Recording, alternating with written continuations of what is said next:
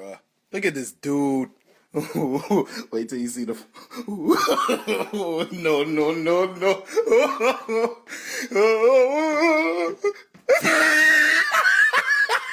Okay, now that's quite enough of that.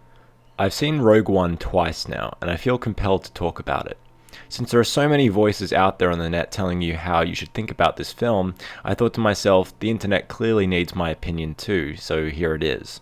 This might be a little long-winded and maybe a bit rambly, but if you want my broad strokes opinion before we get into discussing the film properly, I think Rogue One is a better made film than The Force Awakens. That is only my opinion, and you are absolutely free to believe the opposite, or even something completely different. That's totally fine. I'll attempt to explain why I think the way I do about the film throughout the video. If you want to avoid story details entirely, I recommend you watch the movie first, then come back and watch this video, and there will be some spoilers throughout. I feel like I should preface this a bit by saying that I've been a fanboy of Star Wars since before I could talk, and I've enjoyed most of the films and extended media that I've experienced. Rogue One was directed by Gareth Edwards, who previously directed the latest Godzilla movie that I wasn't really a fan of. I got to see Gareth in person at Celebration Europe this year, and he struck me as a pretty nice guy who really loves Star Wars. I was a little worried once I found out that he was directing, as I wasn't enamored with his other work, but I can say that he honestly surprised me. I thought that Rogue One was a very well directed film. I stress the word directed because I want to talk about the writing of this film separately. Gareth was able to show in Rogue One that he is able to handle a pretty enormous franchise with some skill, which he should be commended for.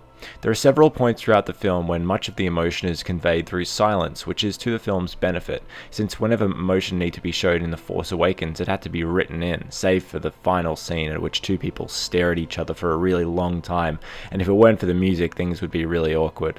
As an aside, the cast for Rogue One has a lot more acting experience than the cast of The Force Awakens in terms of the main stars, which makes sense, and I believe that the cast of Rogue One really nailed their performances, and holy shit, remember when Carrie Fisher was in The Force Awakens? Oh my god.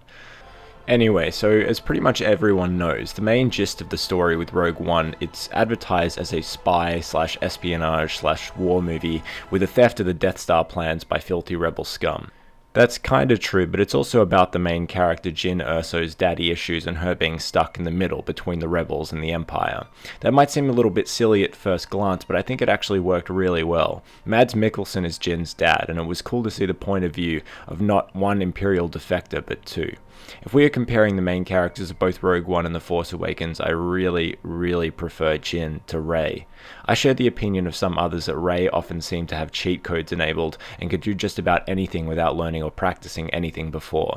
Just because you scavenge around in ships doesn't mean you can fly the Millennium Falcon like a fucking pro, probably better than Han Solo ever did, and just because you slap a couple of thugs around with a staff doesn't mean you can defeat a Dark Jedi who has been trained from birth, but that's a whole other tangent.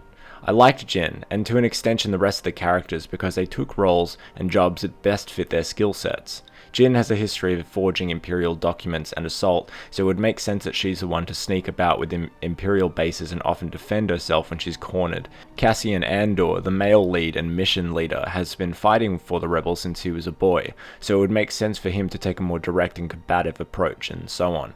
The characters feel like real characters. I know that one of the complaints has been levied against Rogue One is that the characters aren't fleshed out enough, but I didn't really have that issue. I felt like each character had their own unsaid past that could be explored on its own, and didn't need to be, while in The Force Awakens, which each new character seemed to have just popped out of thin air, without really anything that has shaped them from their past. Even Finn, who talks a little about how he'd been since a stormtrooper since birth and indoctrinated, even though he loses the will to fight after seeing one person die. Okay. Going on from that, I'd say that Rogue One's script is much better written than that of The Force Awakens. Part of the reason why I wasn't such a huge fanboy of The Force Awakens was because of lines of dialogue that actually made me cringe. Traitor! I was relieved that there were no such lines like that, at least for me, in Rogue One, but I'm not naive enough to say that there was not the same for everyone. Rogue One did not have a straightforward production though. The film went through a number of writers and seemingly intensive reshoots, which is sort of apparent considering there are many shots and lines of dialogue in the trailers and production featurettes that never appear in the film. I think this was a good thing to an extent, as some lines in the trailer were not great. I rebel. I rebel. I rebel. Something I was really able to enjoy to the fullest extent on the second viewing were the characters of Baze and Chirrut, portrayed by Jiang Wen and Donnie Yen. They are both strong in different ways and have some great banter together. It's been said that the audiences struggle to get close to or relate to these characters, but I felt like I understood their story a lot more than I did Poe Dameron's. A great element of Rogue One is how it portrays the Empire. Grand Moff Tarkin from A New Hope is actually in the film for quite a bit, which surprised me. I think what they did was have an actual actor walking around, but use CGI to make the face resemble Peter Cushing. A lot of people are bashing this a bit because they didn't think it looks good as an effect, but I was actually very impressed and didn't have much of a problem with it at all. I'm not sure who did the voice for it, but it did sound very similar to Cushing. The Guardian wrote an article that's saying that it was a digital indignity, but that's stupid. Fuck the Guardian. The Imperial officers, the stormtroopers, and the rest seem more like actual people in an organization, in contrast to the First Order and the Force Awakens, which come off like dumb zealots that couldn't see past their own cartoonishly evil grins. I need to commend Ben Mendelsohn for his portrayal of a new character, Director Krennic, who oversees the construction of the Death Star before Tarkin takes over. You get a very real understanding that Krennic desperately wants to be seen as a big shot in the eyes of Vader and the Emperor, but setbacks caused by the rebels continue to stop him from achieving that. I think it's quite entertaining watching this band of rebels ruin something for Krennic, and would just think, gee, I wonder how Vader's going to react to this one. Speaking of which, Darth Vader does make an appearance in the film. For some reason, he lives on a big lava planet in this scary castle thing, which I thought was a bit strange, seeing as Anakin Skywalker would probably want to avoid lava after what happened to him last time.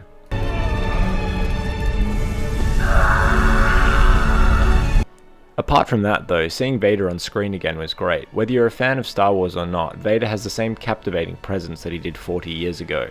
James Earl Jones does admittedly sound a little older, obviously it's been a long time, but still captures the same feel very well. I don't doubt that they will be able to find a competent replacement for the voice of Vader after he passes away, unfortunately. I've heard some people complain that Vader should have been in the film more, but I don't believe that that would have been a good thing. Vader wasn't the focus in the film, and it was good that he maintained that image of a thug and confident of the Emperor, rather than the more personal and sympathetic character that he would become after A New Hope, and even more so after Empire Strikes Back. With that, I think it's fitting that we now discuss the controversial topic of fan service. I'll be perfectly honest, Rogue One does have quite a bit of fan service throughout, with references both subtle and overt placed at times. I didn't really mind it too much, although there are some obnoxious examples. For instance, there's a bit when Jyn bumps into someone in a bazaar who turns out to be the death sentence on 12 systems guys from New Hope who Luke deals with in the bar. That was a bit unnecessary, a bit much. A good usage of so-called fan service I felt was bringing back Jimmy Smits as Bail Organa. It would make sense for him to be in the film, as he is talked about in A New Hope, and he does become part of the rebellion after Revenge of the Sith. I was glad to see him back. It's interesting, however, as most of the people complaining about the fan service seem to be from the United States.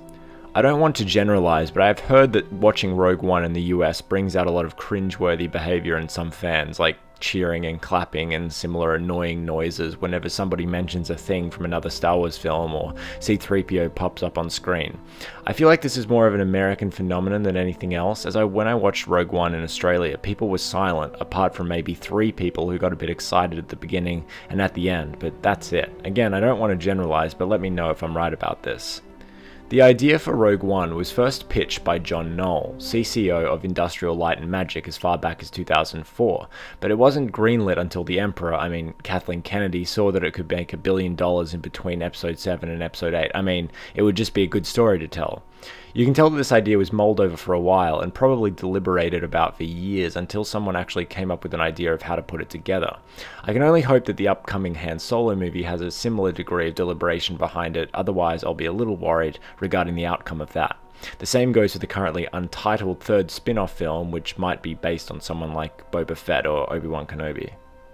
I've spoken about some of the things which I did like already, so I'll also talk about some of the things that I wasn't an enormous fan of. The film is not flawless, let me say that right now. The first act, specifically the first 20 to 25 minutes, is a bit rough on the pacing and doesn't really start until the full group of characters is assembled.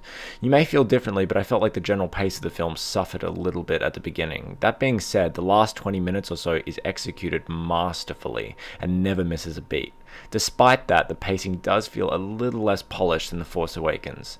Also, why did Krennic park so far away from Galen Erso's house at the beginning? That's not a short walk. Park closer, idiot.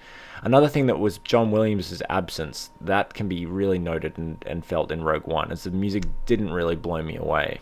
I'm yet to listen to the music just by itself, but within the context of the film, it doesn't really jump out and stick in your head. I felt like The Force Awakens lacked musical punch as well, but that's another topic. Another thing was I felt that Forrest Whitaker was a little underused, at least on my first viewing. That being said, on the second viewing, I was really able to kind of watch him without kind of looking around the screen at other things and really just focus on his character. He is a really cool character, actually, and we haven't really seen of much before in terms of an extremist against the Empire who employs torture and guerrilla warfare to get the job done. Maybe it was due to time constraints, but I felt like his character could have been used for a couple more scenes instead of what just seems to be a little bit like a plot device. That's pretty much all of my complaints. I really enjoyed Rogue One. It's definitely a step in the right direction if they want to keep making spin-offs within the same universe. Something else that I think people will like about the film is that it kind of clicks perfectly with A New Hope as a prequel. You could watch Rogue One and then A New Hope back to back and it would fit pretty well. I'm yet to try it myself, but I plan to when the film is released on Blu-ray. Obviously, there's a lot more to talk about with this film, but I'm still new to discussing films on this channel, and I want to get a better grasp on the format of such a video before I start doing full reviews or analyses. I would also rather have put more footage behind the video that's relevant, but I'm also mostly depending on trailers at the moment since the film is not out yet on home video formats, obviously. Let me know what you thought of this video and whether I should keep expanding this part of the channel. Until next time.